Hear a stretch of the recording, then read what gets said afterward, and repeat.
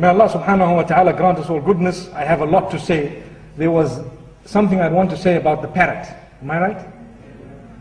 I think I did say it, but I'm not so sure. It was in the UK the last time I was here, but I'm not so sure where. So I will make mention of it. It's just a joke, to show you that in Islam we're also allowed to joke. For as long as the joke is not about any race, not about any religion, no matter what, we're not allowed to draw a cartoon about even the Hindus or the idols, nothing. Allah says, لا تسبوا الذين يدعون من دون الله فيسبوا الله عدوا بغير علم. Don't ever mock at anyone worshipping gods and deities besides Allah. Those who are far astray, don't mock about their beliefs, never, because it will invite them to mock at your faith, at your expense, without knowledge.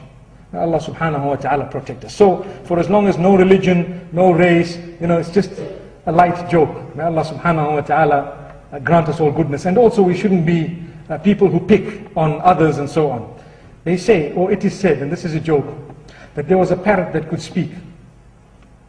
And this joke, before I start, I must make mention, it's not against women, but it's against people who have pride in them, arrogance, haughtiness.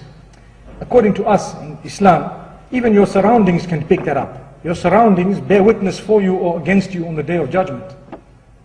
And these surroundings, amazingly, they pick up. They are either in harmony with you or against you. That's why you feel very claustrophobic sometimes, and you feel very uneasy, maybe because your spirituality is not, for example, at peace with the surroundings. If a spiritual person was to enter a nightclub, they wouldn't feel easy there. They would feel very, very, And the same applies if a person who has absolutely no spirituality, half drunk, wants to walk into the masjid, they wouldn't feel very easy there, although under certain conditions they might also experience the blessings of Allah there. So, the parrot could speak, and it was for sale at the pet shop with a little window overseeing the pavement. And there was a lady walking with her friends, making a loud noise with her shoes down the aisle, lots of arrogance. Allah protect us. And the bird says, hey you, hey you.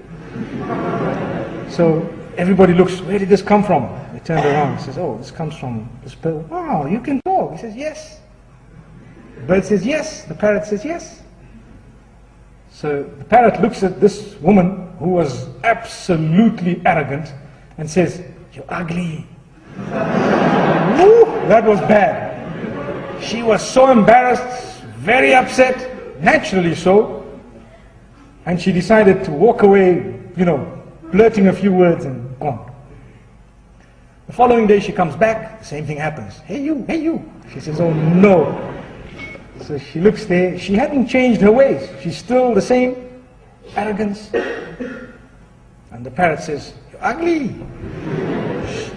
She decided, no, I'm going into this shop and I'm waiting for it to open and I want to take these guys to court. So she goes in and she starts tackling the owner. This parrot, I want to sue it for defamation. I want to sue it for this and for that and what. And the guy tries to explain, look, it's just a parrot and it won't happen and this.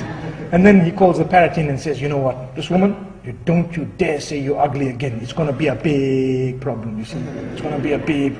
So the parrot says, okay.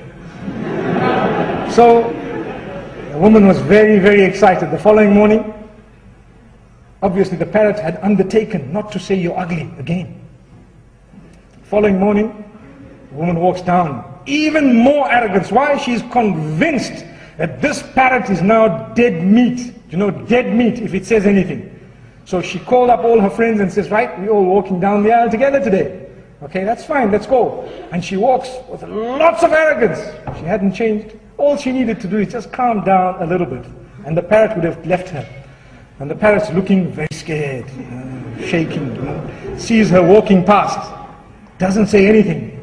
And then suddenly, as she crosses, the parrot says, hey you, hey you. She says, what? She looks back and says, what? The parrot says, you know.